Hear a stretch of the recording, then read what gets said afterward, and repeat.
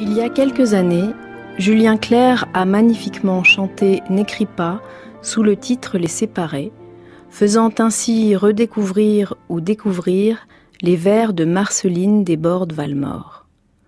Admirée, encensée par Balzac, Verlaine, Baudelaire ou Aragon, l'œuvre de Marceline Desbordes-Valmore a pourtant été trop souvent ignorée et sous-estimée. On donnera plus volontiers son nom, encore que très rarement, à une ruelle ou une école maternelle qu'à une avenue ou un lycée. Nadar n'aura pas servi sa postérité. Il nous laisse d'elle la photographie d'une vieille dame fort laide, au visage accablé par les épreuves de l'existence. Cette image trompeuse de sombre bigote de province ne dit rien de ce qu'aura été Marceline Desbordes-Valmore, rien de la richesse de sa poésie, rien de sa liberté, de ses amours, rien de la force de ses élans et de ses indignations. Comédienne et chanteuse avant de devenir poète, écrivain, elle avait elle-même mis en musique certains de ses poèmes. Ils le furent aussi par Henri Ouellette, Camille Saint-Saëns, Reynaldo Hahn, Rossini et César Franck. Retour dans cette émission de 1995 sur la vie et l'œuvre de Marceline Desbordes-Valmore. Et ça, qu'est-ce que c'est, ces jolis petits livres-là ? Bien, au XVIIIe siècle et surtout au début du XIXe siècle, on avait l'habitude de faire aux dames et aux demoiselles cadeau de petits livrets au 1er janvier. Et ces livrets étaient composés de, ça s'appelait la guirlande des dames, le souvenir des ménestrels. Il y a toute une série de noms absolument délicieux comme ça, avec des petites gravures en acier. Et de la musique gravée très souvent. Et Marceline avait l'habitude, avant son mariage et même après, d'écrire dedans. C'est là que, avec certains journaux, ses premiers poèmes ont été publiés. Oui, d'ailleurs, il y a un Grétry des dames. Or, Grétry a mis en musique, justement, ses romances, ses chansons. Certaines de ses romances, oui.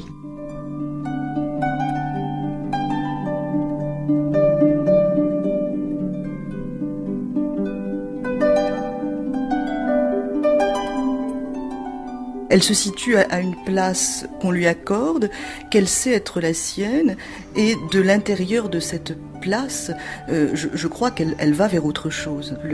La parole qui naît à cette place est irréductible aux clichés auxquels on voudrait la réduire, que ce soit l'amoureuse éplorée, la mère douloureuse, ou bien les petites choses un peu insignifiantes pour enfants, hein, parce que l'image qu'on a longtemps eue dans l'histoire littéraire de Desbordes-Valmore, surtout via les livres de classe, c'était celle d'un poète pour enfants, avec un tout petit enfant qui allait à l'école, avec l'oreiller d'une petite fille, donc des choses tout à fait convenues, hein, qui donnaient d'elle une image assez insignifiante, en couleur pastel, enfin, ou bien des choses pleines de bons sentiments, ou d'émotions saint-sulpiciennes. Bon, et en fait, il y a d'autres accents dans l'œuvre, que ce soit les accents de la passion, que ce soit les accents de la dénonciation politique, il y a bien d'autres choses.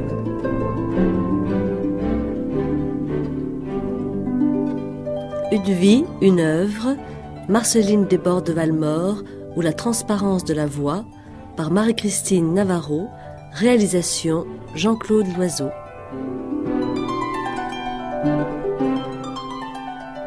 Mais d'ailleurs, je tombe un peu au hasard, vous voyez, mais pour répondre à « D'autres pauvres viendront, c'est en haut qu'ils habitent ». Vraiment, ça me plaît, ça me suffit d'ailleurs. Et elle dit « N'êtes-vous qu'une voix parcourant l'univers ?» C'est-à-dire, cette chose réfractaire, insurgée, une fois qu'on s'est suffisamment perdu de vue soi-même, quoi, c'est quand même assez important de trouver des alliés, quoi. Patrick Lopin, poète. Ce qui est très émouvant à Lyon, d'ailleurs, c'est qu'il n'y a quasiment aucun rappel de la présence de Marceline Desbordes-Valmore, quasiment aucune plaque commémorative, enfin rien. Et pourtant, elle a longuement écrit là-bas, donc sur l'insurrection de 1830. Et puis aussi, elle a longuement écrit à Ondine, sa fille qui est morte jeune, d'ailleurs, qui écrivait des vers fulgurants comme « Je redoute l'automne, je crains l'orage, mais septembre va venir, car midi est terrible, car midi porte l'éclair ». et des vers tout à fait fulgurants. Enfin, depuis longtemps, ce que je trouve très extraordinaire chez Marceline Desbordes-Valmore, c'est un peu comme chez Germain Nouveau dans La doctrine de l'amour ou Tristan Corbière, c'est que ce sont des êtres humains qui se sont laissés d'abord traverser par l'écriture. Et c'est pas une question bête, mais très difficile à rejoindre, c'est-à-dire ils ont... La vie dépasse infiniment le langage, donc ils n'ont pas ce côté formel d'essayer d'enserrer l'expression. Et notamment, donc c'est très visible chez Germain Nouveau, il y a énormément de scories et les merveilles surgissent. Je pense d'ailleurs que, et c'est pareil chez Marceline Desbordes-Valmore, c'est-à-dire, je pense que faisant ça, ils font d'ailleurs acte de pensée, puisque lorsqu'ils laissent surgir la voix, toute la structure du langage est donnée en abîme, en quelque sorte. C'est donc le moindre vers de Marceline Desbordes-Valmore est une sorte de méditation instante, enfin de prière, et on entend le temps du lamento, la ponctuation.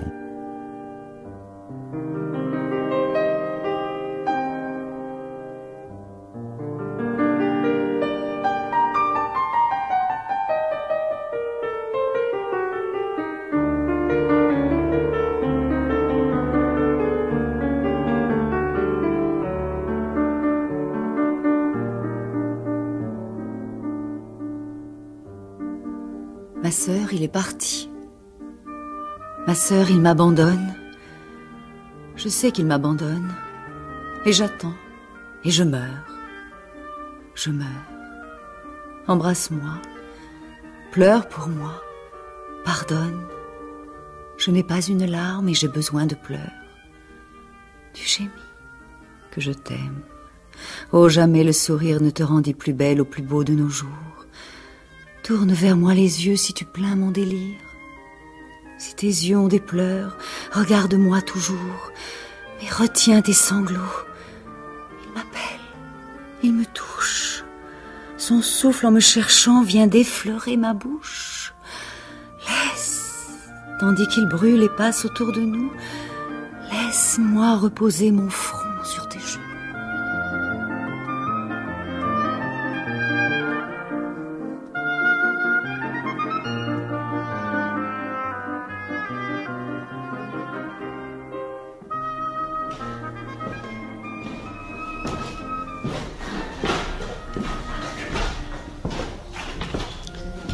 Douai, musée des Chartreux, salle du 19e siècle. Nous entrons dans cette salle où il y a quelques tableaux qui ont été sortis par Madame Baligan, qui est conservatrice au musée des Chartreux. Et nous nous arrêtons devant la première toile, le premier portrait de Marceline, peint par Martin Drolling. Est-ce que vous pouvez décrire ce tableau ? Alors c'est un tableau qui est bien caractéristique de cette peinture néoclassique du début du 19e siècle. Et Martin Drolling nous dépeint un intérieur qui s'ouvre par une porte et sur une fenêtre sur l'extérieur. Et ça, c'est une composition qu'il a retenue des maîtres flamands du XVIIe siècle. On pense à tous ces peintres hollandais, à ces successions de ruelles, de fenêtres ouvertes sur des petites cours, sur des jardins. Donc on retrouve un petit peu cette même composition ouverte sur l'extérieur. Et puis nous sommes dans un intérieur bourgeois mais assez simple. Marceline est assise à son bureau, sa guitare est posée sur la table et derrière il y a un divan de repos et sa servante, elle attire un petit peu vers l'extérieur, elle est penchée au balcon et elle regarde comme si elle appelait le spectateur à pénétrer dans la scène.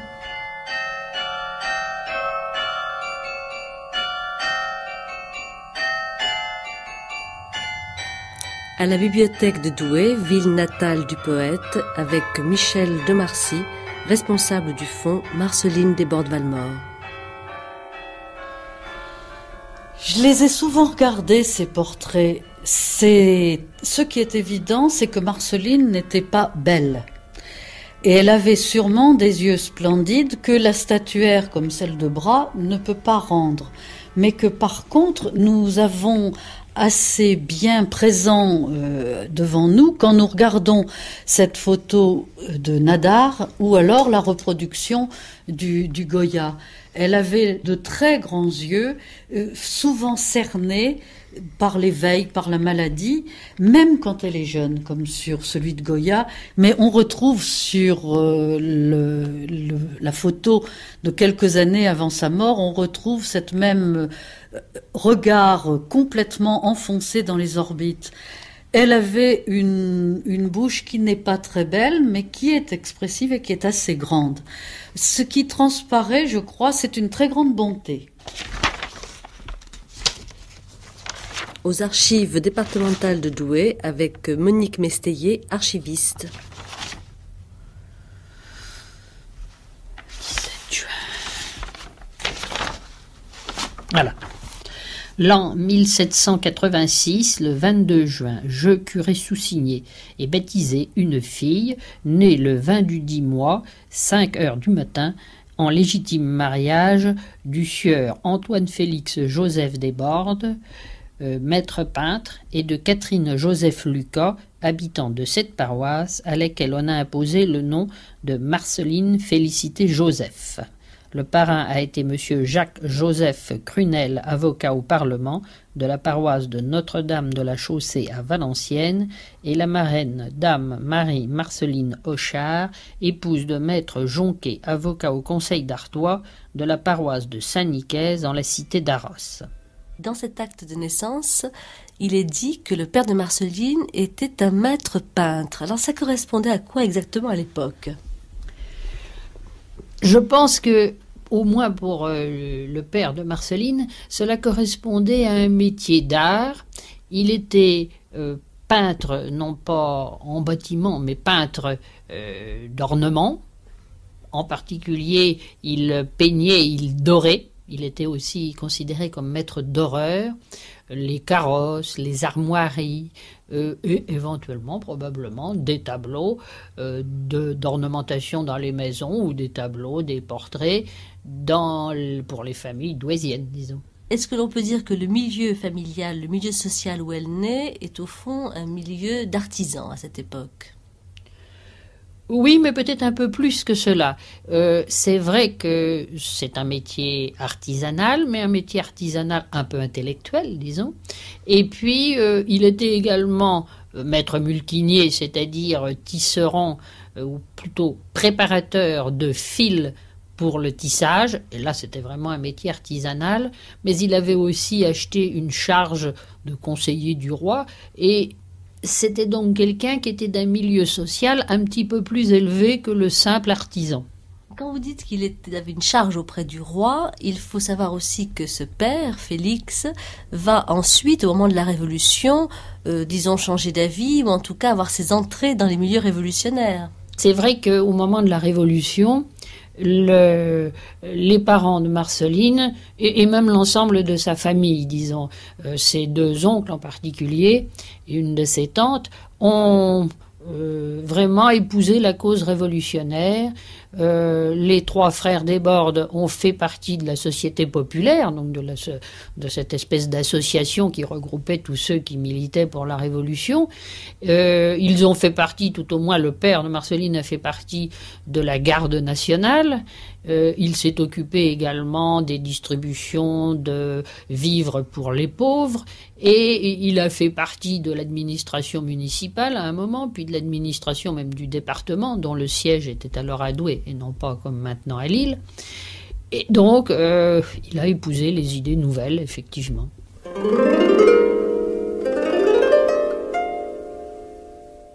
Dans l'enclos d'un jardin gardé par l'innocence, j'ai vu naître vos fleurs avant votre naissance. Beau jardin, si rempli d'œillets et de lilas, que de le regarder on n'était jamais là.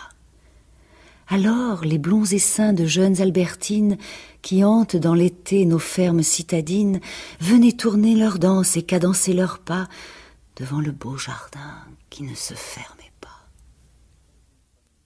Marceline était d'une très vieille famille flamande. Il faut entendre le sens flamand, sans souci des frontières. Francis Ambrière, auteur d'une biographie de Marceline Desbordes-Valmore. Et malheureusement, le père de Marceline n'a pas suivi le chemin de ses devanciers.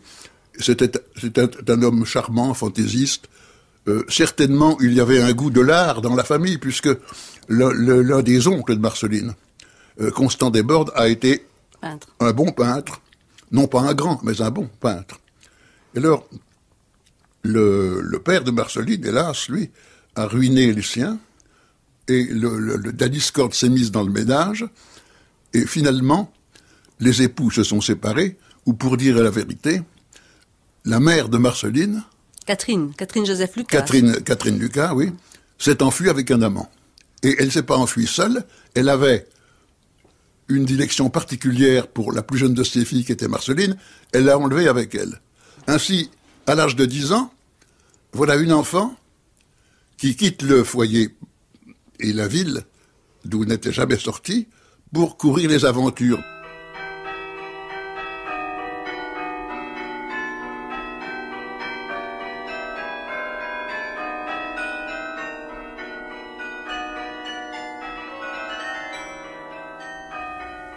Que j'aimais à te voir, à t'attendre, Albertine, à te deviner seule en écoutant tes pas. Oh, que j'aimais mon nom dans ta voix argentine. Quand je vivrai toujours, je ne t'oublierai pas.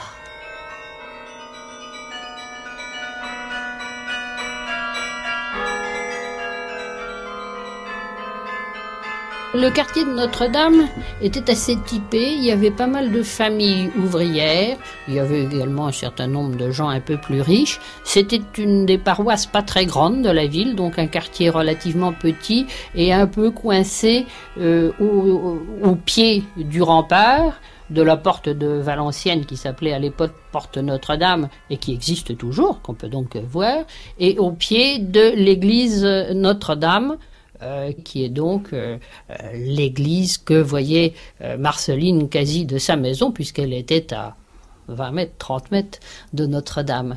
Et cette église a beaucoup marqué son enfance, le cimetière tout autour, le puits, les maisons autour de l'église, tout ceci a marqué son enfance et on retrouve ses souvenirs, à la fois dans ses lettres, dans ses poésies également. Un certain nombre de poésies se passent et évoquent la ville de Douai, se passe à Douai, évoquent la ville de Douai, évoquent l'église Notre-Dame, évoquent la Scarpe, la rivière qui traverse Douai, évoquent les camarades avec lesquels elle a joué.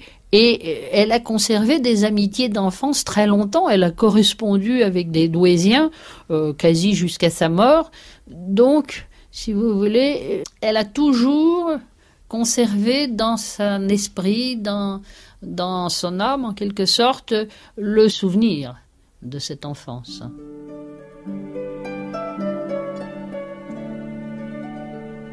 Le cimetière Notre-Dame était alors le rendez-vous de toutes les petites filles de cette rue paisible. Elles allaient s'asseoir et faire des bouquets, parfois même danser autour des tombes vertes. Elles y portaient leurs paniers d'école pleins de fruits, de pain d'alouette, d'herbes fines et aromatiques, mêlés au beurre et au laitage choisi des jours de fête.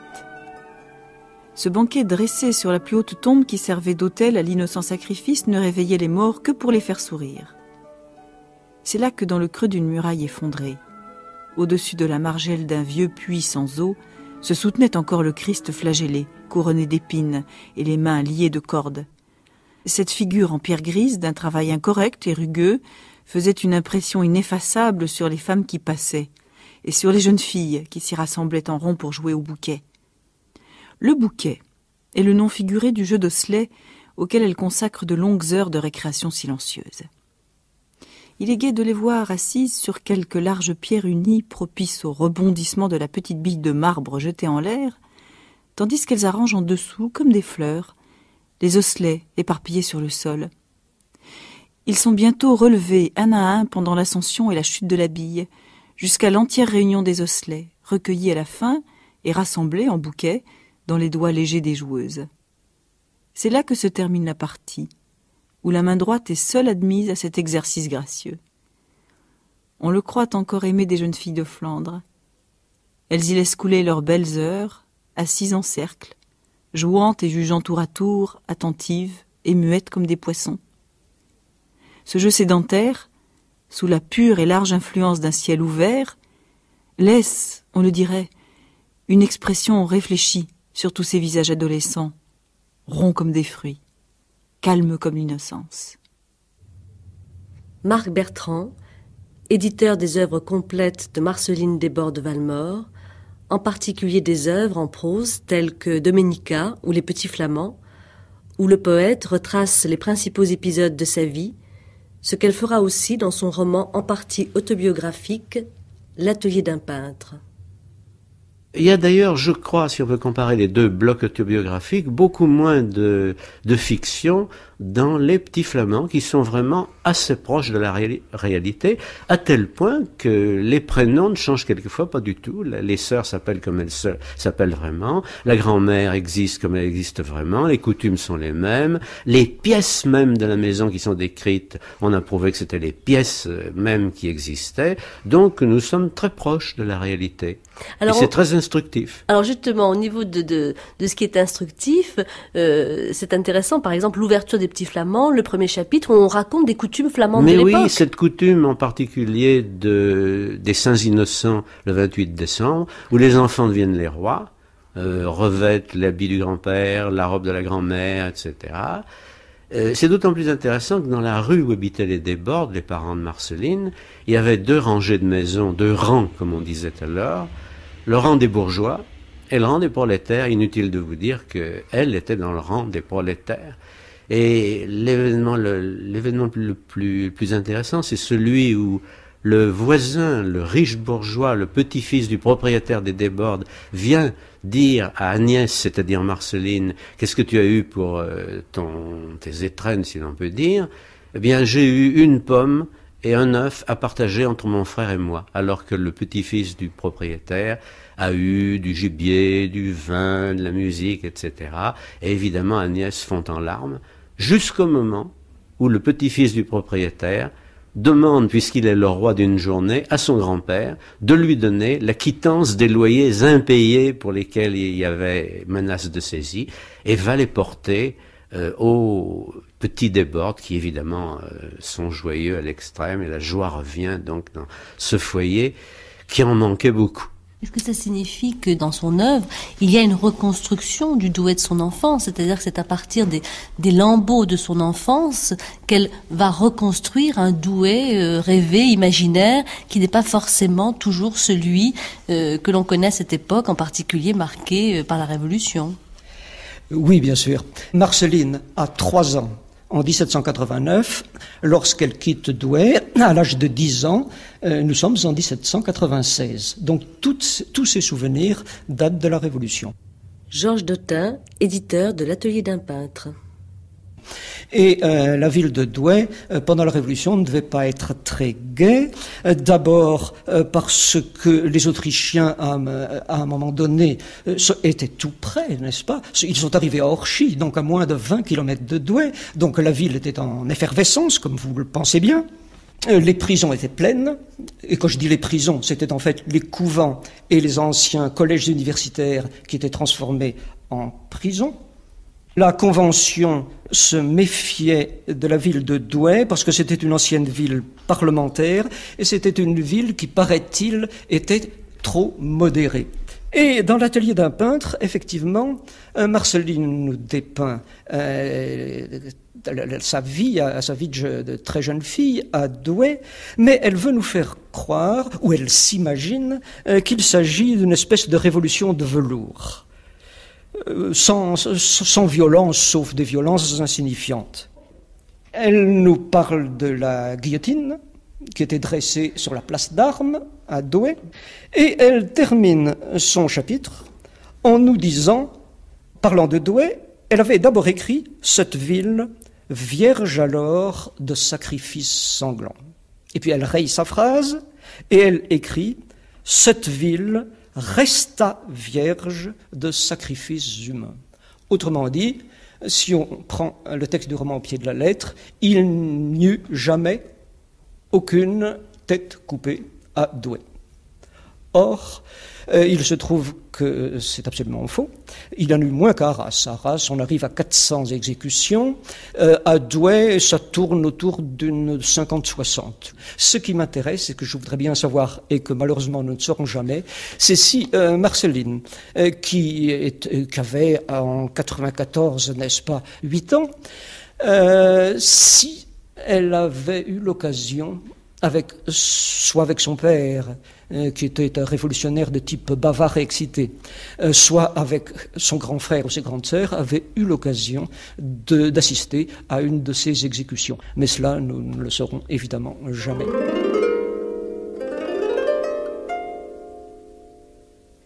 À Inès, paroles de Marceline Desbordes-Valmore, musique de Victor Gallois.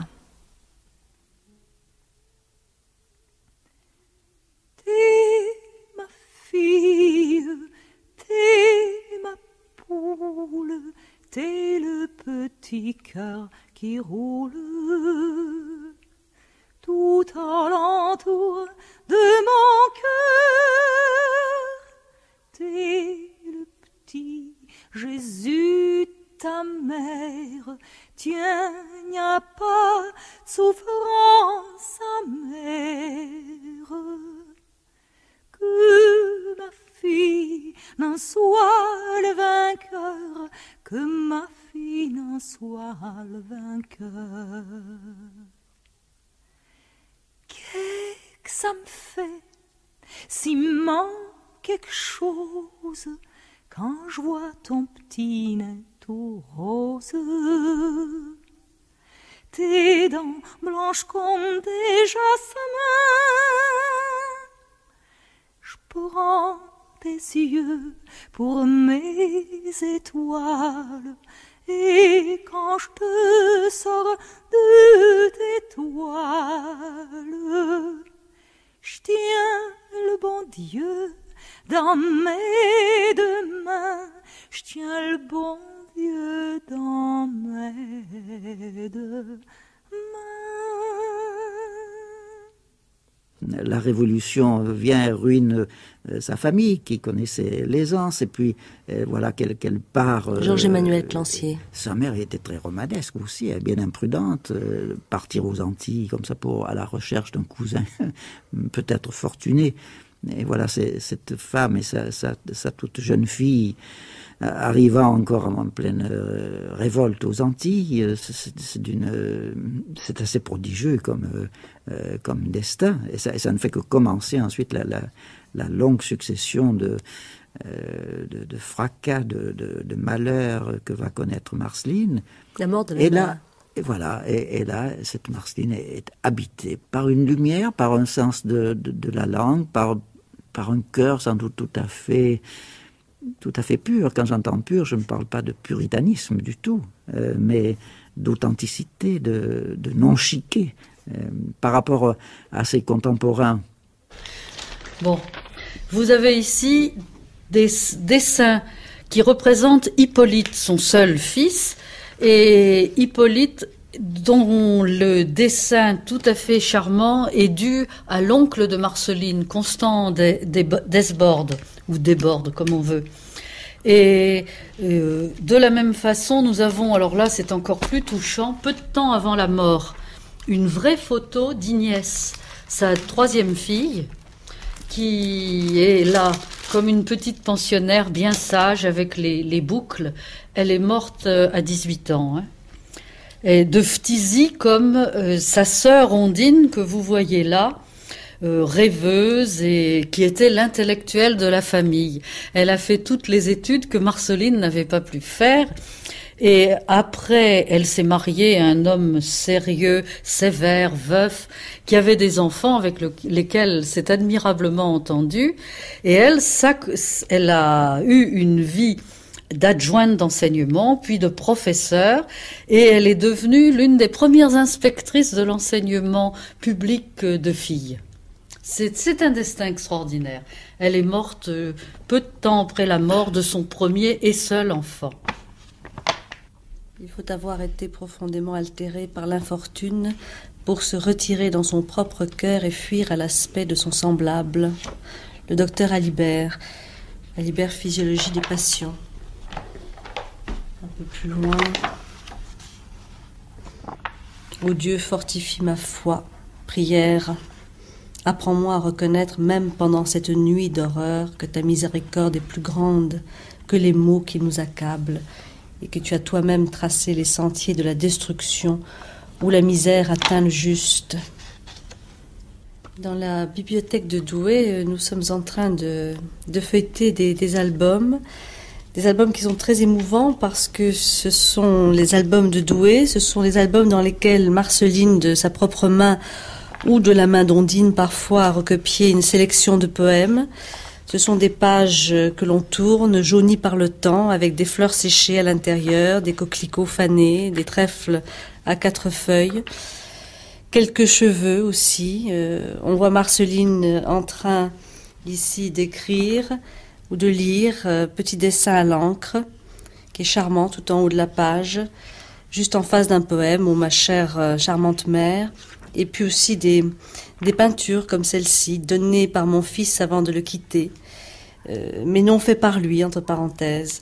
Et donc on feuillette cette série d'albums avec beaucoup d'émotion. La tranche en est dorée, et il y a là des poèmes avec quelques corrections de la main de Marceline.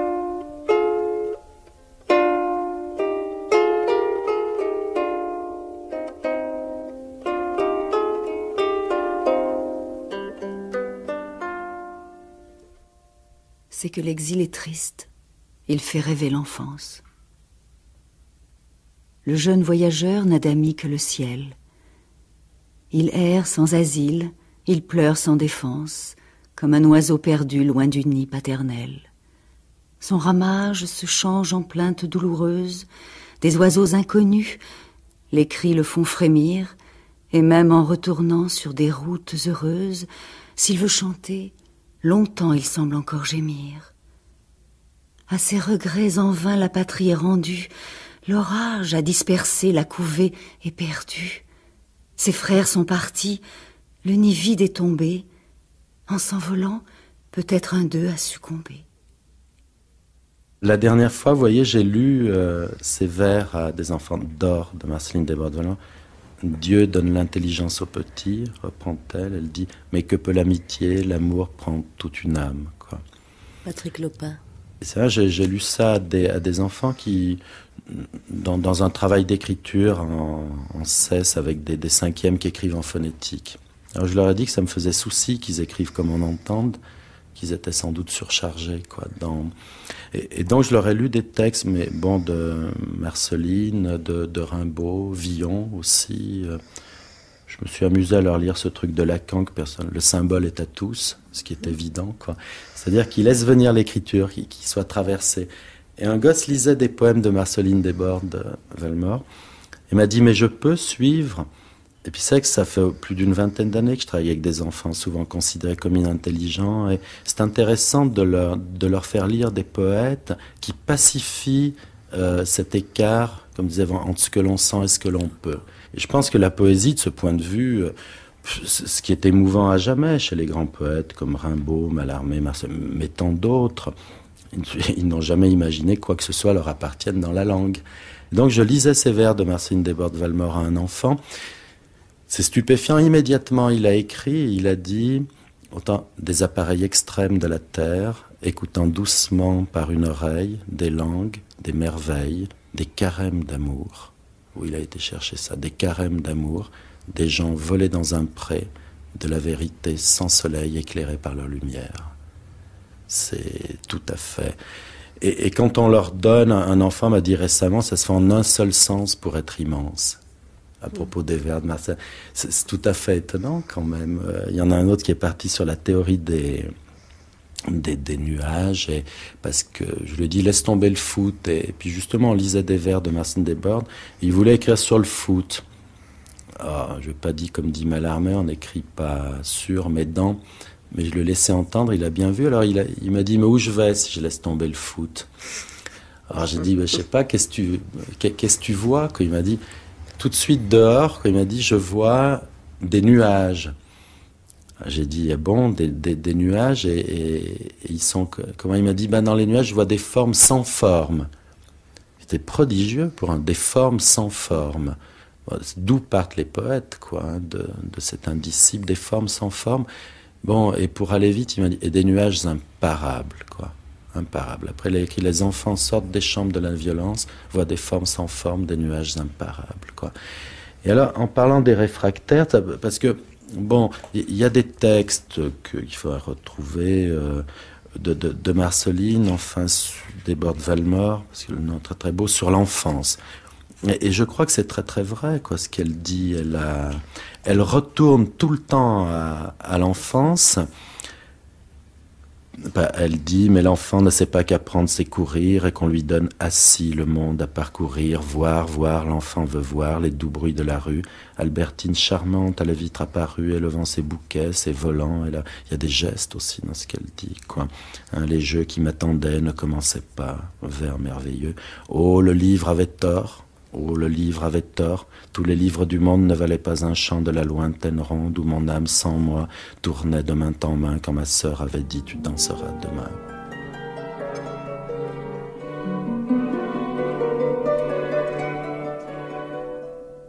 Je veux aller mourir au lieu où je suis née. Le tombeau d'Albertine est près de mon berceau. Je veux aller trouver son ombre abandonnée. Je veux un même lit près du même ruisseau. Je veux dormir. J'ai soif de silence, d'innocence, d'amour, d'un long silence écouté sans effroi, de l'air pur qui soufflait au jour de ma naissance, doux pour l'enfant du pauvre et pour l'enfant du roi. J'ai soif d'un frais oubli, d'une voix qui pardonne. Qu'on me rende Albertine, elle avait cette voix qu'un souvenir du ciel à quelque femme donne. Elle a béni mon nom, autre part, autrefois. Viens encore, viens, j'ai tant de choses à te dire. Ce qu'on t'a fait souffrir, je le sais, j'ai souffert. Ô ma plus que sœur, viens, ce que je n'ose écrire, viens le voir palpiter dans mon cœur entrouvert.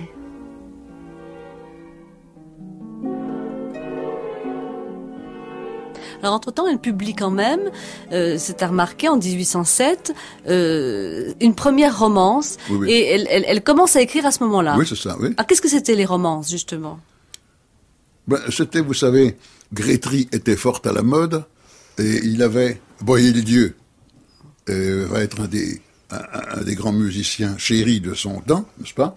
Et on avait le vers facile, on n'avait pas la poésie, mais le vers facile au XVIIIe, et c'était l'héritage qui se prolongeait. On n'était plus plaisant ou épigrammatique comme avant, comme sous l'Ancien Régime. On était sensible. On chantait les amours, la rose, le printemps, etc. Et Marceline a suivi tout simplement la mode. Et tout cela était mis en musique souvent. Elle le chantait elle-même. C'est toujours mis en musique. La fileuse.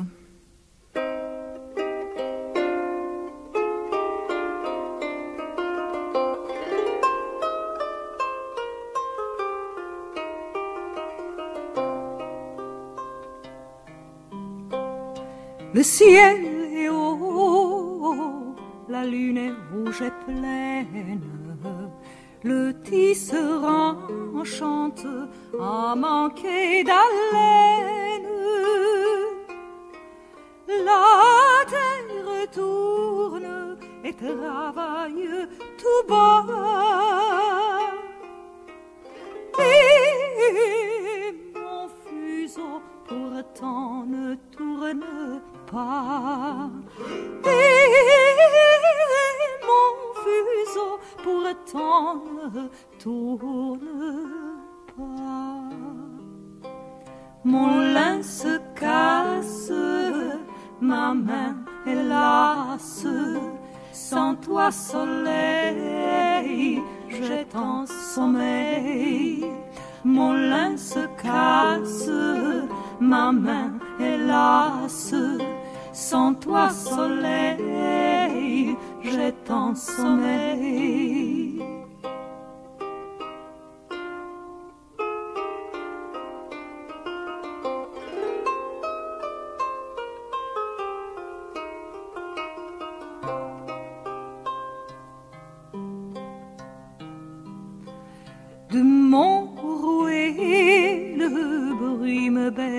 l'âme. J'ai les yeux gros de regarder la flamme. Aube, chère aube, à quand votre retour? Je filerai quand filera le jour. Je filerai quand filera le jour. Mon lin se casse, ma main est lasse. Sans toi soleil, j'ai tant sommeil. Mon lin se casse, ma main est lasse. Sans toi soleil, j'ai tant sommeil. Ces airs sur lesquels elle essayait les poèmes qu'elle chantait, cela peut annoncer un autre témoignage semblable d'un grand poète, Apollinaire, qui disait aussi que, Christine pour Planté, s'expliquer sur la suppression de la ponctuation dans Alcool, que les poèmes étaient destinés à être chantés sur des airs de sa façon. On a beaucoup rêvé sur ces airs qui pourraient être la source ou le modèle d'un renouvellement de la parole poétique. On peut dire que cela est déjà présent chez Desbordes-Valmore, et il est très difficile de dire si dans ce cas-là, l'air, la musique, c'est une réalité ou c'est une métaphore. Il y a probablement des réalités parce que certains poèmes s'inspirent de chansons traditionnelles, parce que elle reprend des rythmes, en particulier des rythmes impairs qui viennent de la chanson traditionnelle, mais c'est peut-être aussi un modèle, et en particulier un modèle alternatif au grand vers classique de la poésie française. Et en cherchant parmi les poésies populaires de l'Artois, et l'Artois ce n'est pas bien loin de Douai, j'ai trouvé une version des Trois jeunes tambours, une chanson populaire bien connue, qui nous offre exactement ce rythme 5 plus 6 égale 11. Voici les premiers vers de cette chanson. Trois jolis tambours revenant de la guerre, le plus jeune des trois, il avait une rose, la fille du roi était à sa fenêtre, mon joli tambour, donnez-moi votre rose. Et voici une chanson donc en vers de 5 plus 6. Et finalement, je crois que une des sources de la singularité, du pouvoir d'innovation de Desbordes-Valmore en matière prosodique et métrique, c'est peut-être ce jeu sur plusieurs formations. À la différence des grands poètes de sa génération, elle n'a pas fait d'études classiques, elle n'a pas fait d'humanité, elle n'a pas pratiqué les vers latins et grecs. Donc elle a une formation qui vient pour partie de la littérature française, mais qui vient aussi du théâtre, qui vient de la chanson, qui vient des cantiques, qui vient des contes. Et probablement le jeu entre tous ces modèles, qu'ils soient délibérés ou qu'ils affleurent sous forme de réminiscence, permet le surgissement de rythmes nouveaux et de libertés qui n'appartiennent qu'à elle. Vous aviez mon cœur, moi j'avais le vôtre. Un cœur pour un cœur, bonheur pour bonheur. Le vôtre est rendu, je n'en ai plus d'autre. Le vôtre est rendu, le mien est perdu. Ne suis-je pas aussi captive? Ne suis-je pas aussi captive? Je devrais gémir comme vous. Je devrais gémir comme vous. Mais française, ma gaieté vive, du sort me fait braver les coups.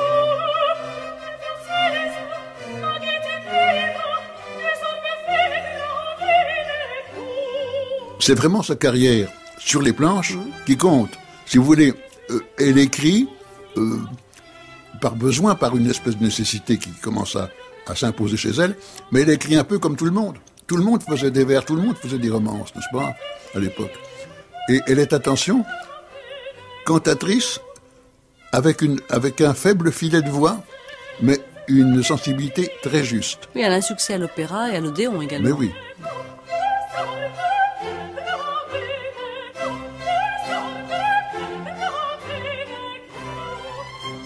Elle a connu les plus grands artistes, les plus grands comédiens de l'époque, Mademoiselle Mars, Mademoiselle Georges, Madame Saint-Aubin, Delia, Jocelyne Godard, Marie Dagoult. Elle a connu tous ces grands comédiens de son époque.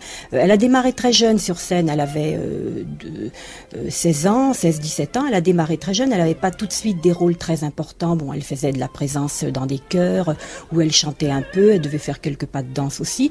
Elle n'a pas des rôles très importants tout de suite, mais quand elle a eu 20-21 ans, elle a marché très fort. Elle a marché très fort et elle avait des rôles. Elle a joué Molière, elle a joué Tartuffe, elle a joué Phèdre aussi, là où elle a connu son mari, Prosper Valmore. Ils ont joué ensemble, ils se sont donné la réplique, ils se sont aimés sur la scène.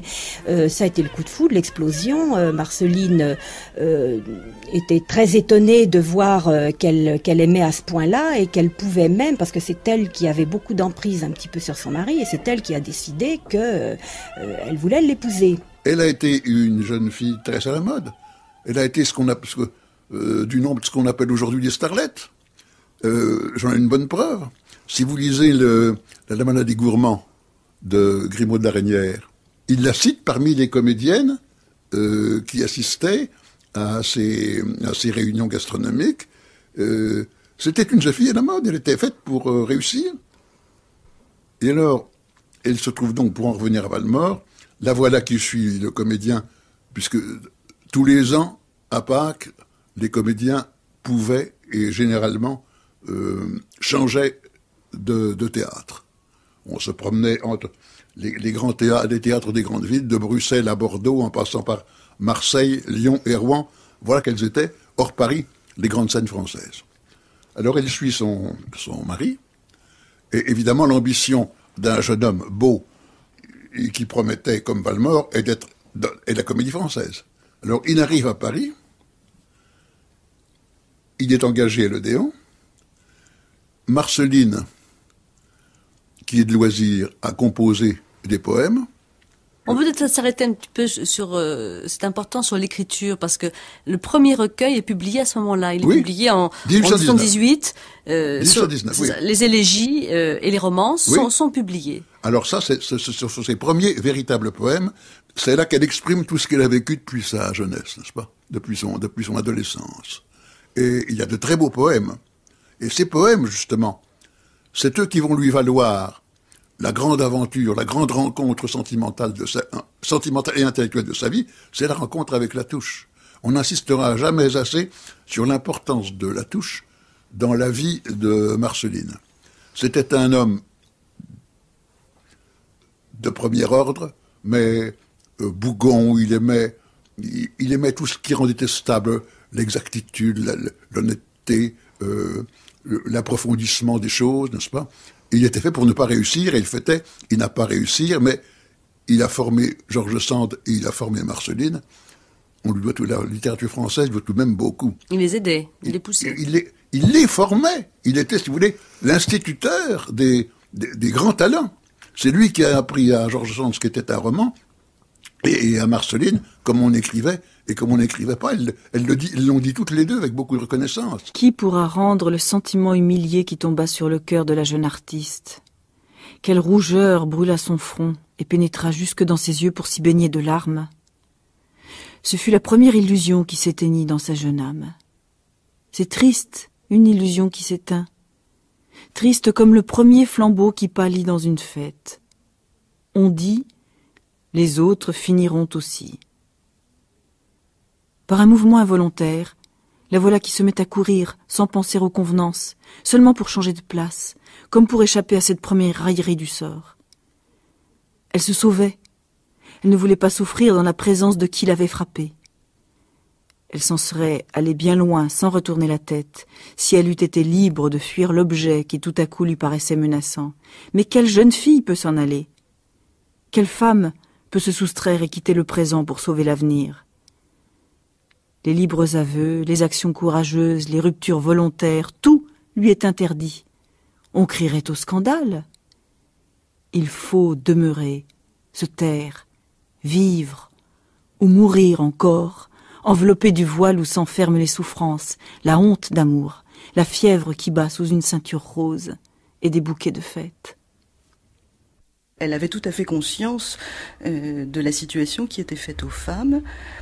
Je dirais qu'elle s'en accommodait, ce n'est pas une contestataire, elle n'a pas un discours de subversion ou de révolte féministe, mais elle en était consciente et elle en souffrait, et elle se plaint souvent dans des lettres à des amis, hommes comme femmes, d'avoir du mal à publier, d'être victime de la condition faite aux femmes de lettres, et en particulier après son dernier volume Bouquets et prières, elle va avoir beaucoup de mal à publier. Alors, en volume, c'est évident, hein, le dernier recueil est posthume, mais même en revue, des textes en vers et en prose.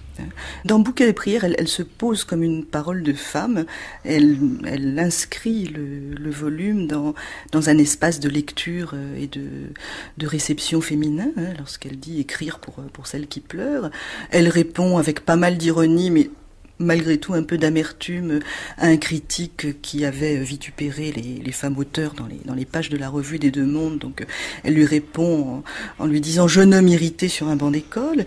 Donc elle se situe en effet comme femme, particulièrement dans ce recueil-là. Les femmes, je le sais, ne doivent pas écrire, j'écris pourtant, afin que dans mon cœur au loin tu puisses lire comme en partant. Et bien entendu, selon l'ampleur de la citation, le sens n'est pas le même. Si on isole les deux premiers vers, le sens est celui d'une transgression qui convient bien à notre sens de l'émancipation et à nos exigences d'aujourd'hui.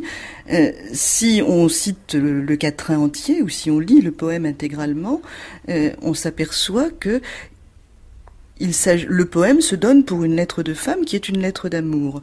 Une lettre d'amour d'une femme à un homme absent, probablement un homme qui l'a quitté ou abandonné, et une femme qui ne se révolte pas, bien au contraire, puisqu'elle écrit pour dire son amour à l'homme qui est parti. Elle lui dit ceci: « Je ne te tracerai rien qui ne soit dans toi-même beaucoup plus beau, mais le mot 100 fois dit, venant de ce qu'on aime, semble nouveau. Qu'il te porte au bonheur, moi, je reste à l'attendre, bien que là-bas, je sens que je m'en vais, pour voir et pour entendre, errer tes pas. Ne te détourne point s'il passe une hirondelle par le chemin, car je crois que c'est moi qui passerai, fidèle, toucher ta main. Tu t'en vas, tout s'en va, tout se met en voyage, lumière et fleurs, le bel été te suit, me laissant à l'orage, lourde de pleurs. Mais si l'on ne vit plus que d'espoir et d'alarme, cessant de voir, partageons pour le mieux. Moi, je retiens les larmes, garde l'espoir. Non, je ne voudrais pas, tant je te suis unie, te voir souffrir. Souhaiter la douleur à sa moitié bénie, c'est se haïr. Ce poème, je dirais, s'inscrit dans une tradition qui est peut-être la tradition la plus recevable au sein de la culture française d'une poésie féminine. Quelque chose qui irait de Sappho, et surtout de Sappho réécrite par Ovide dans la 15e Héroïde, c'est-à-dire la femme abandonnée, dont l'amour est rejeté par un jeune homme qui ne veut pas d'elle et qui crie son désespoir avant de mourir, donc jusqu'à Débord de Valmore, en passant par, disons, Racine et Phèdre. Seulement, cette parole d'abandonner, c'est aussi une parole de transgression, puisque la femme qui parle ici, qui n'est pas forcément Débord de Valmore, hein, c'est une femme anonyme et indéterminée dans une lettre de femme. Cette femme joue des deux sens d'écrire. J'écris pourtant, c'est à la fois j'écris une lettre d'amour, donc je fais un geste permis, un acte non littéraire, un acte privé, et j'écris un poème. Donc je transgresse un interdit, je fais œuvre littéraire et je fais un acte public puisque ce poème pourra être publié. Et d'autre part, il y a quelque chose de tout à fait impressionnant, d'ailleurs même qui précède la psychanalyse, ou le souhait le plus pur de la littérature, c'est que ces textes sont des adresses. Ce qui pourrait apparaître à la fois psychologique ou relationnel, mais ce n'est pas ça, c'est purement l'adresse à autrui en tant qu'il échappe, quoi.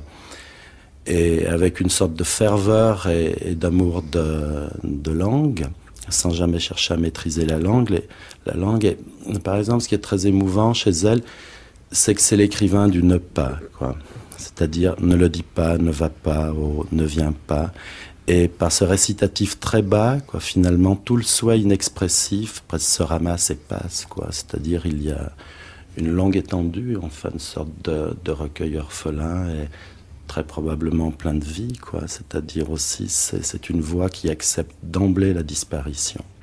C'est aussi une voix du passage, quoi. C'est-à-dire, elle dit, tiens-toi là-bas où je vais. C'est-à-dire, ce qui nous apparaît le plus simple dans la vie, le plus évident, justement, et qu'on banalise la plupart du temps, elle le dit. Et je pense que seuls, d'ailleurs, des enfants perdus dans la langue ou des schizophrènes, quelquefois, pourraient nous rappeler à des gestes élémentaires qu'elle a. Par exemple, donne-moi ta main, elle me manque, elle pourrait dire. Par exemple, elle parle du passage de son souffle. Enfin, elle dit ce que les yeux disent. Enfin, elle se rappelle de tout ce qu'elle oublie. Et je pense que c'est ça qui a tellement ému Baudelaire, Mallarmé, Verlaine et Rimbaud, quoi.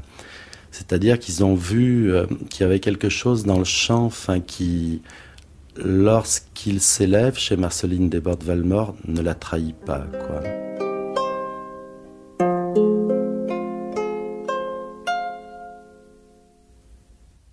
L'entrevue au ruisseau. L'eau nous sépare. Écoute bien. Si tu fais un pas, tu n'as rien. Voici ma plus belle ceinture. Elle embaume encore de mes fleurs. Prends les parfums et les couleurs. Prends tout. Je m'en vais sans parure. L'eau nous sépare. Écoute bien. Si tu fais un pas, tu n'as rien. Sais-tu pourquoi je viens moi-même jeter mon ruban sur ton sein? C'est que tu parlais d'un larcin, et l'on veut donner quand on aime. L'eau nous sépare. Écoute bien. Si tu fais un pas, tu n'as rien. Adieu. Ta réponse est à craindre. Je n'ai pas le temps d'écouter. Mais quand je n'ose m'arrêter, n'est-ce donc que toi qu'il faut plaindre? Ce que j'ai dit, retiens-le bien. Pour aujourd'hui, je n'ai plus rien. L'intermittence, on pourrait en faire un petit peu l'emblème à la fois de la vie de Desbordes-Valmore et de son œuvre, quelque chose qui est toujours à recommencer, toujours à reconquérir, comme si, d'une certaine façon, il n'y avait pas le vieillissement de la vie, comme si le rapport à la parole et le rapport au monde était toujours neuf, hein, toujours celui de l'enfant un petit peu, qui est l'enfant, c'est le grand modèle de Desbordes-Valmore, et comme s'il n'y avait pas de savoir non plus qui est résulté de l'existence et de l'expérience, et comme si tout était toujours à réapprendre. Bon, et puis il y a un autre mot aussi qui est un mot qui me paraît très Desbordes-Valmorien, c'est la fièvre. Hein. La fièvre, qui est un mot qui revient dans les poèmes, surtout dans les premières élégies et dans les lettres, pour définir son état, je dirais son état de création poétique, et aussi son état d'être au monde. La fièvre, cela veut dire deux choses. Ça veut dire trois choses. Ça veut dire la souffrance, bien sûr, et la maladie. Cela veut dire un état qui est à la limite de la perte de maîtrise du sujet sur lui-même, qui permet ces moments où la parole naît hors du contrôle, hein, comme si celle qui parle ne savait pas exactement ce qu'elle allait dire, ou ne maîtrisait pas absolument sa parole, était en proie au surgissement de l'inconnu. Et puis c'est aussi un rythme, hein, un rythme fiévreux. Elle emploie à plusieurs reprises l'expression de frappement fiévreux pour évoquer l'écriture des premières élégies. Hein. C'est un rythme, un martèlement, dont elle dit qu'il est venu d'une sorte d'obsession qui l'habitait. Et alors dans un passage d'une lettre à Sainte-Beuve qu'on a souvent cité, elle explique ce frappement fiévreux par une sorte d'intériorisation de la musique, puisqu'on sait qu'elle a été d'abord actrice et chanteuse avant d'être poète. Et elle raconte, donc bon, il y a quelques libertés avec l'expérience biographique, mais peu importe, elle raconte dans cette lettre à Sainte-Beuve qu'à un moment donné, elle n'a plus été capable de chanter parce que sa voix la faisait pleurer. Et donc, elle s'est tue comme chanteuse, et, dit-elle, la musique roulait dans ma tête malade, et donc de ce roulement de la musique intériorisée serait née la parole poétique, serait née la première élégie. Vous aviez mon cœur, moi j'avais le vôtre, un cœur pour un cœur, bonheur pour un bonheur. Le vôtre est rendu, je n'en ai plus d'autre. Le vôtre est rendu, le mien est perdu. Le vôtre est rendu, je n'en ai plus d'autre. Le vôtre est rendu, le mien est perdu.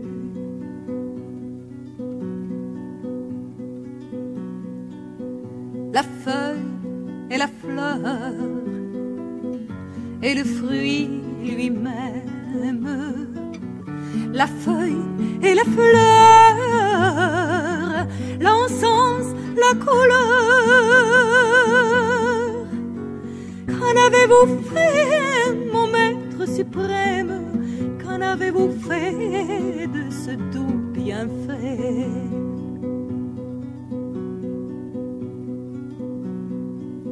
Savez-vous qu'un jour l'homme est seul au monde?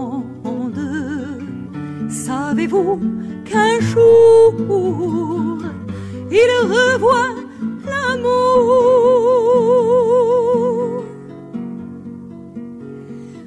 Vous appellerez sans qu'on vous réponde, vous appellerez et vous songerez. Vous appellerez sans qu'on vous réponde, vous appellerez et vous songerez.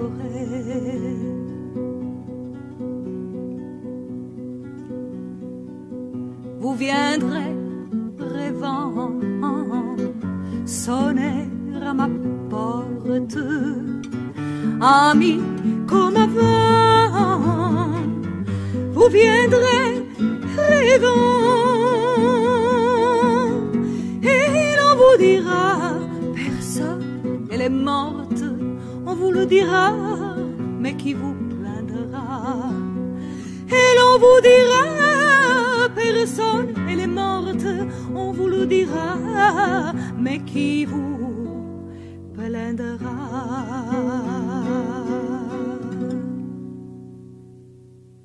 J'aimerais, en complément, peut-être en contraste de ce poème qui a l'air si féminin et qui est une lettre de femme, parler du poème dont je disais un mot tout à l'heure sur la répression de la deuxième révolte des Canuts en 1834, qui est un poème qu'on peut situer là dans une tradition de poésie politique, presque de poésie épique, qui irait des tragiques d'Agrippa d'Aubigné à Châtiment de Hugo.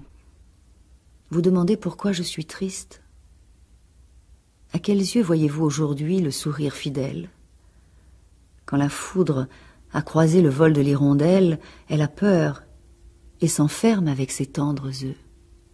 Donc ce poème est intitulé, a d'abord paru dans la Revue du Lyonnais sous le titre « Pourquoi je suis triste ?» et dans le recueil de Pauvres fleurs en 1839, il paraît sous le titre « À Monsieur A.L.», c'est-à-dire qu'il se donne comme un poème adressé, encore une fois, en somme comme une lettre et comme une réponse à une demande.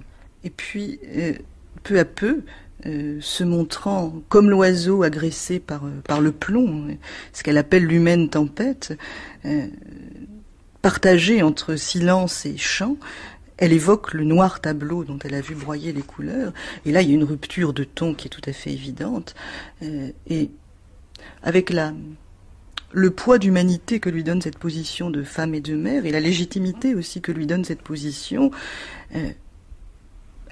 elle témoigne d'abord, et très vite elle dénonce. Alors là, évidemment, il faudrait faire un peu de topographie lyonnaise ancienne, mais je résume, je dis qu'une maison qui n'existe plus était habitée par elle, tout près de la place des terreaux de l'hôtel de ville lyonnais. Marc Bertrand. Elle voyait les cages, comme elle dit, de l'hôtel de ville, c'est-à-dire les caves, où l'on entassait les prisonniers, et elle voyait la place des terreaux, où l'on exposait au pilori les prisonniers qui étaient envoyés au bagne. Et elle entendait les coups de fusil, comme le texte vous le dira, les coups de fusil qui attaquaient les manifestants, etc. On a fusillé aussi des femmes, des enfants, des vieillards. On a fusillé des femmes, des enfants, des vieillards. On a même fusillé des ouvriers qui s'étaient réfugiés dans 2 églises lyonnaises. Le fait a été prouvé. Tout ceci sous le règne du très catholique Louis-Philippe, roi des Français. Voici quelques extraits du poème qui s'appelle « À Monsieur Antoine de la Tour », qui était un de ses collègues en littérature. Quand le sang inondait cette ville éperdue, quand la tombe et le plomb balayant chaque rue excitaient les sanglots des tocsins effrayés, quand le rouge incendie aux longs bras déployés étreignait dans ses nœuds les enfants et les pères, refoulés sous leur toit par les feux militaires, j'étais là, quand brisant les caveaux ébranlés, pressant d'un pied cruel les combles écroulés, la mort disciplinée et savante au carnage étouffait lâchement le vieillard, le jeune âge, et la mère en douleur près d'un vierge verseau, dont les flancs refermés se changeaient en tombeau. J'étais là, j'écoutais mourir la ville en flammes, j'assistais vive et morte au départ de ces âmes que le plomb déchirait et séparait des corps, fête affreuse où teintaient de funèbres accords. Et un peu plus loin, savez-vous que c'est grand tout un peuple qui crie, on dirait du Victor Hugo ou de l'Aragon. Savez-vous que c'est triste une ville meurtrie, appelant de ses sœurs Savez-vous que c'est triste une ville meurtrie, appelant de ses sœurs la lointaine pitié, et cousant au linceul sa livide moitié écrasée au galop de la guerre civile? Savez-vous que c'est froid le linceul d'une ville, et qu'en nous revoyant debout sur quelques seuils, nous n'avions plus d'accent pour lamenter nos deuils? Et alors le dernier vers, nous n'avions plus d'accent pour lamenter nos deuils, est repris presque trait pour trait dans le fameux poème Par un jour funèbre de Lyon, dans la rue, etc., que je vous lis tout de suite. Dans la rue, par un jour funèbre de Lyon, nous n'avons plus d'argent pour enterrer nos morts. Le prêtre est là, marquant le prix des funérailles, et les corps étendus, troués par les mitrailles, attendent un linceul, une croix, un remords. Et les corps étendus, troués par les mitrailles, attendent un linceul, une croix, un remords. Les vivants n'osent plus se hasarder à vivre. Sentinelle, soldée au milieu du chemin, la mort est un soldat qui vise et qui délivre le témoin révolté qui parlerait demain. Des femmes.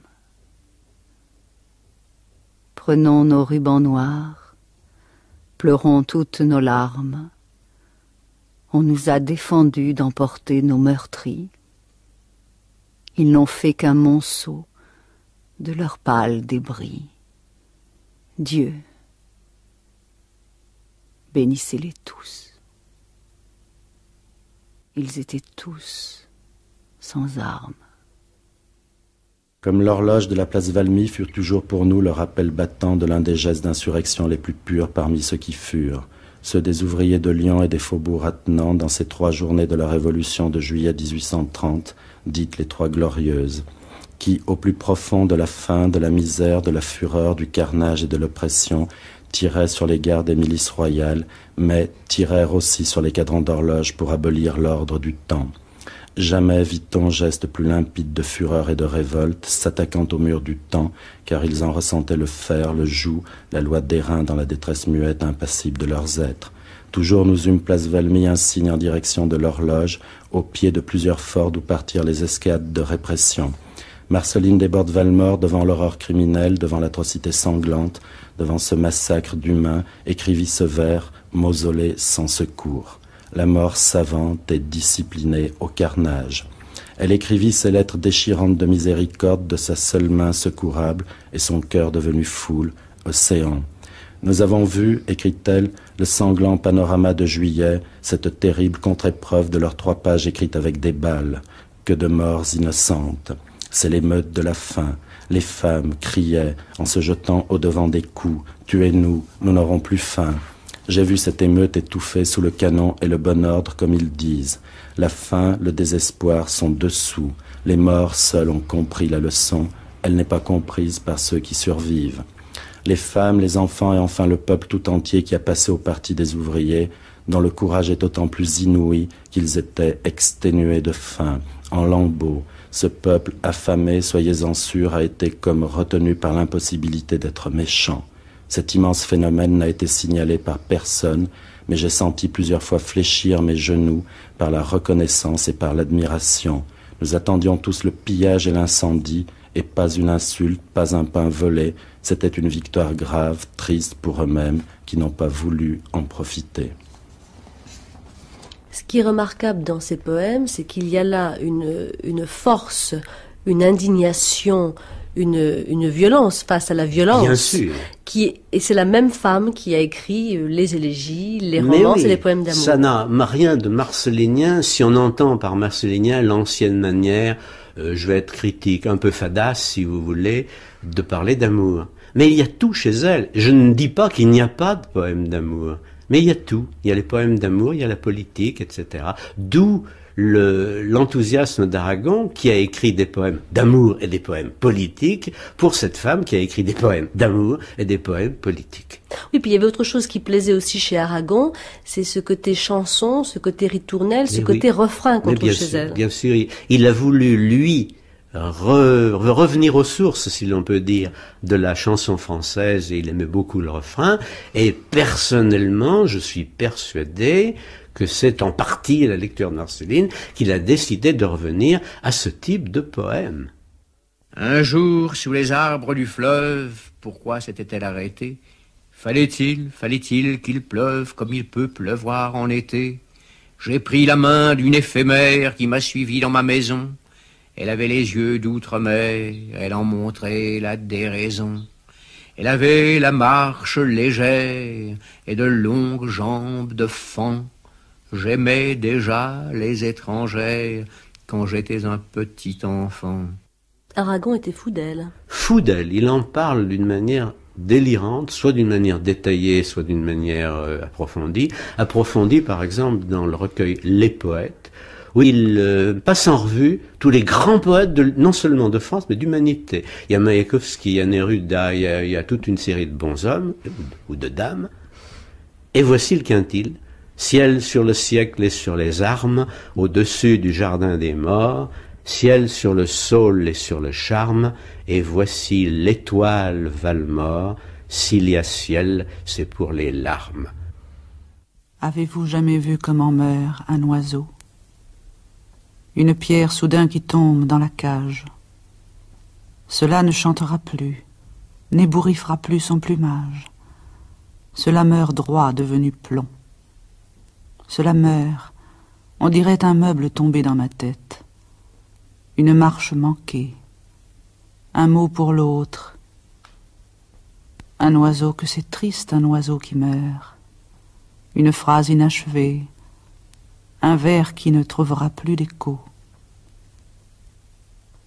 Tiens, encore un poète mort dans le journal.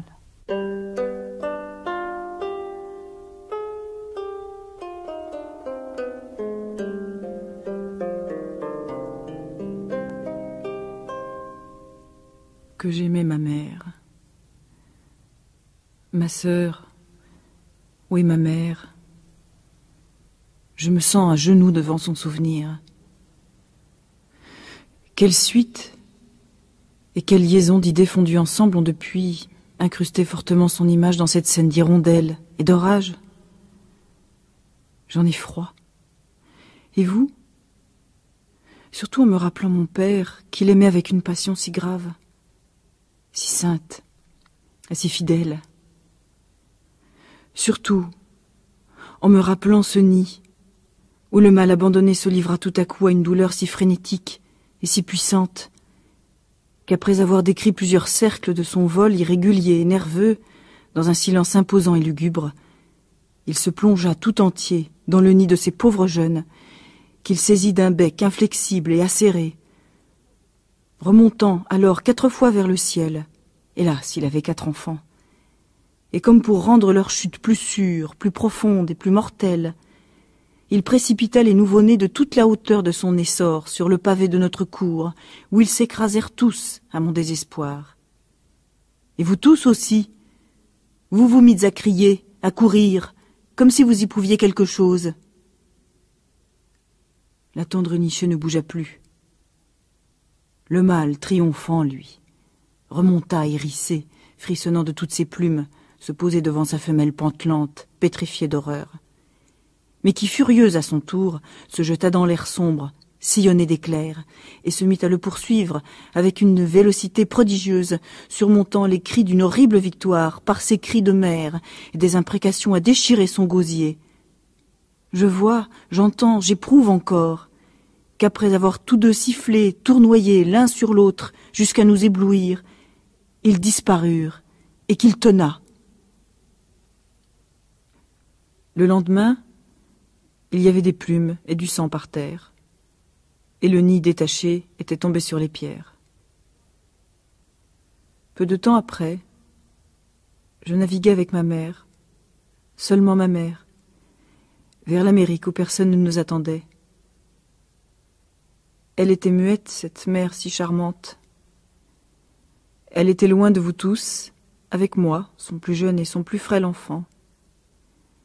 Nous nous regardions avec épouvante, comme si nous ne nous reconnaissions plus. Elle me serrait le bras. Elle me collait contre elle, à chaque roulis de cette maison mouvante, fragile et inconnue, dont les mouvements la faisaient malade à la mort. Et enfin, ma sœur, après 3 mois encore, je revins seule, vêtue de noir, n'osant plus me bouger dans le monde, où la mort tourne toujours comme l'hirondelle furieuse. J'avais tremblé sous mon premier habit de deuil. À présent tout à fait orpheline, me voici chez mon oncle, qui croit que je serai peintre et que je serai heureuse. Les vers ne sont pas des phénomènes de mémoire, mais des expériences. Alors, toute la question vient là de méditer l'oubli, c'est-à-dire être capable de se tenir dans la douleur sans sombrer dans le néant, quoi. Déjà d'une part, c'est ce qui est considérable, de pouvoir écrire l'horreur sans y sombrer, c'est-à-dire tenir le coup. Donc d'avoir confiance dans la voix, d'avoir confiance entièrement dans la naissance, enfin.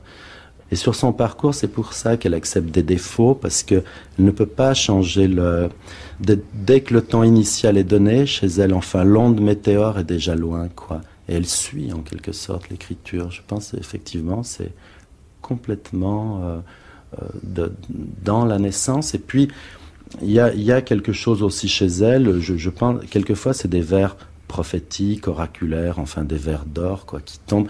Et ces vers ne s'inventent pas, quoi. Ces vers sont donnés par la langue, je pense. Vous pensez à quoi? Vous pensez à quoi, par exemple?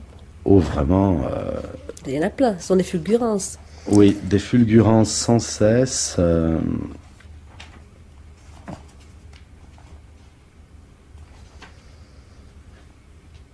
Vous voulez qu'on en prenne un ou deux? Si ça vous vient, oui. Par exemple, qu'est-ce qu'on fait de ça, comme sans deviner ce que c'est que mourir, devant la mort, je n'osais plus courir. On pleure dès qu'on aime. C'était beau d'enfermer dans une même enceinte la poussière animée, la poussière éteinte. Vers fulgurant, là, par exemple.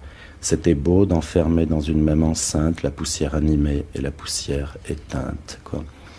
C'est un peu des vers, justement, ce que j'appelle les vers d'or, qui sauvent le poème, quoi. C'est-à-dire qui courageusement parcourent le poème et, comme vous disiez, justement, ne cherchent pas à tenir en esprit, quoi. Hein. On pourrait en prendre d'autres comme ça.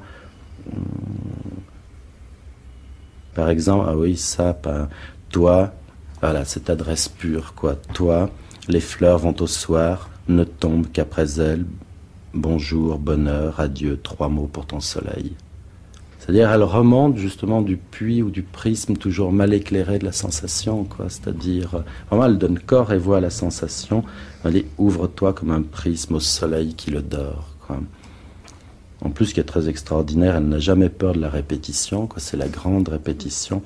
Enfin, pour moi, un des poèmes les plus beaux si je puis dire, parce que il y a des tonnes de pages, c'est Les Séparés.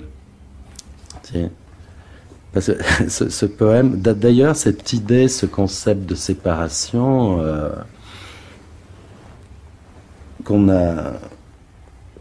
C'est compliqué dans l'écriture parce que ça emporte toute la question de la biographie. Parce que, justement, il y a quelque chose qu'on s'est amusé, quoi. Enfin, c'est le grand génie de Lacan, quand même, d'avoir pensé la notion de signifiant, par exemple, de ces éprouvés distinctifs dans la langue. Mais par exemple, ce qui est oublié souvent de manière formelle, le signifiant ne se découpe pas dans la langue, sinon c'est complètement formel, il se découpe dans le lien vivant, quoi. Et c'est pour ça, d'ailleurs, qu'il y a quelque chose d'aussi émouvant que la grande poésie dans la psychanalyse, quand quelqu'un qui souffre parle. C'est-à-dire, quand elle écrit Les Séparés, si c'était juste une pensée formelle, elle sépare quelque chose dans la langue qu'elle peut retrouver dans l'esprit. Tandis que là, c'est beaucoup plus proche des voix exilées qui parlent, de Rimbaud, de ses voyages de découverte dont on n'a pas de relation, dont parlait Rimbaud. Et quand elle écrit Les Séparés, c'est qu'elle est déjà de l'autre côté de la séparation, quoi. C'est-à-dire, elle est à l'intérieur de sa solitude, il y a quelque chose comme une unité, ni perdu ce qui est là, quoi. Elle séjourne vraiment. Je pense que pour écrire des textes comme ça, qui sont presque rien d'ailleurs, il faut avoir traversé, quoi, plusieurs espèces de vies, quoi. Alors j'aime vraiment ce poème parce que c'est le ne pas, quoi. Et cette forme du ne pas, d'ailleurs, où elle entrevoit bien, justement, qu'au fond, on ne connaît pas ce qu'on connaît. C'est quand même ça, une des questions de l'écrire. Si on connaissait ce qu'on connaît, ce serait facile, ou si on était capable de trouver sa voix spontanément dans ce dans quoi on pense, quoi, dans l'écriture aussi, ça commencerait quand même par se savoir. Et je pense ce qui est émouvant dans les grands poèmes, c'est que les poèmes se cherchent en se cherchant, justement, puisqu'il ne peut pas y avoir de stratégie à cet égard. Et c'est pour ça, je pense d'ailleurs, qu'il faut accepter les défaites considérables, quoi, dans la poésie. Ces hécatombes comme des batailles sans Dieu ni raison. Parce que si on accepte ce qui rate, quoi, finalement, on rentre de vive voix. Alors moi, ce poème, Les Séparés, me touche toujours. Elle dit « N'écris pas, je suis triste et je voudrais m'éteindre. Les beaux étaient sans toi, c'est la nuit sans flambeau. J'ai refermé mes bras qui ne peuvent t'atteindre et frapper à mon cœur, c'est frapper au tombeau. N'écris pas, n'apprenons qu'à mourir à nous-mêmes. Ne demande qu'à Dieu, qu'à toi, si je t'aimais. Au fond de ton absence, écouter que tu m'aimes, c'est entendre le ciel sans y monter jamais. N'écris pas, je te crains, j'ai peur de ma mémoire. Elle a gardé ta voix qui m'appelle souvent. Ne montre pas l'eau vive à qui ne peut la boire, une chère écriture est un portrait vivant. N'écris pas ces doux mots que je n'ose plus lire. Il semble que ta voix les répand sur mon cœur, que je les vois brûler à travers ton sourire. Il semble qu'un baiser les emprunts sur mon cœur. N'écris pas.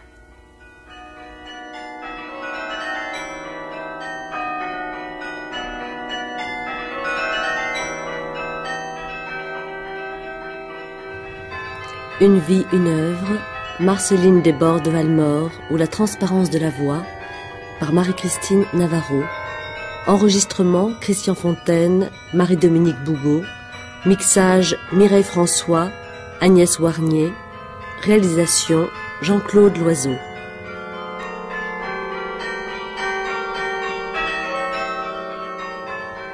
Avec Michel Demarcy, Christine Planté, Patrick Lopin, Françoise Baligan, Monique Mesteyer, Francis Ambrière, Marc Bertrand, Georges Dautin, Georges Emmanuel Clancier et Jocelyne Godard.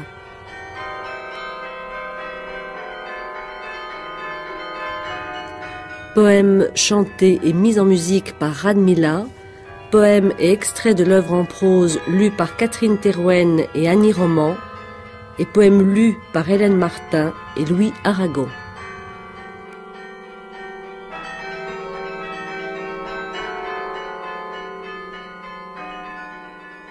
Que mon nom ne soit rien qu'une ombre douce et vaine, qu'il ne cause jamais ni l'effroi ni la peine, qu'un indigent l'emporte après m'avoir parlé et le garde longtemps dans son cœur consolé.